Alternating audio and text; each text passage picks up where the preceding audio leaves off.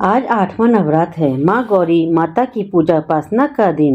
नवरात्र के 9 दिनों का पावन पर्व अब अपने अंतिम पड़ाव पर है।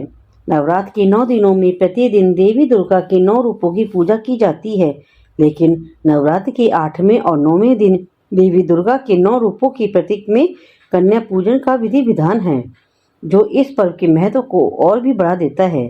माँ गौरी को भगवान गणेश जी की माता के रूप में भी जाना जाता है। माँ गौरी का स्वरूप। नवरात्र के 8वें दिन माँ के 8वें स्वरूप महागौरी की उपासना की जाती है।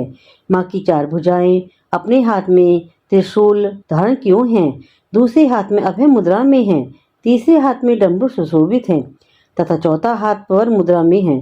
माँ का वाहन वृष है, साथ ही माँ का वर्ण श्वेत है। महागौरी की कथा। अपने पूर्व जन्म में माँ ने पार्वती रूप में भगवान शंकर को पति रूप में प्राप्त करने के लिए कठोर तपस्या की थी तथा शिव जी को पति रूप प्राप्त किया था। शिव जी की प्राप्ति के लिए कठोर तपस्या करते हुए माँ गौरी का शरीर धूल मिट्टी से ढककर मलिन यानी काला हो गया था।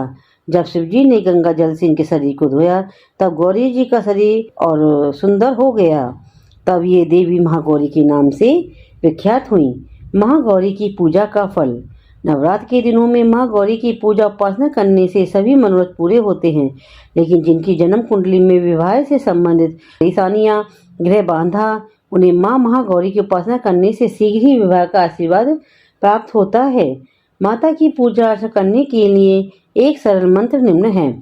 या देवी सर्वभूतेषु माँ गौरी रूपे संस्थिता, नमस्तते नमस्तते नमो नमः।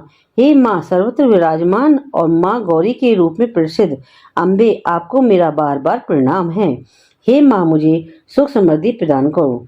भगवती महागौरी का ध्यान, स्रोत और कवच का पाठ करने से सोम चक्र जागृत होता है, जिससे चले आ रहे संकट से मुक्ति होती है, पारिवारिक दायित्व की पूर्ति होती है व आर्थिक समृद्धि होती है। माँ गौरी ममता की मूर्ति मानी जाती हैं, जो अपने भक्तों को अपने पुत्र समान प्रेम करती हैं। माँ गौरी का भोग और प्रसाद।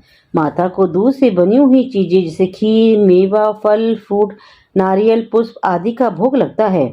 ध्यान रखें, भक्ति में किसी भी विधि, यंत्र, मंत्र, तंत्र आदि क्रियाकलापों से ज्यादा महत्व श्रद्धा भाव का है।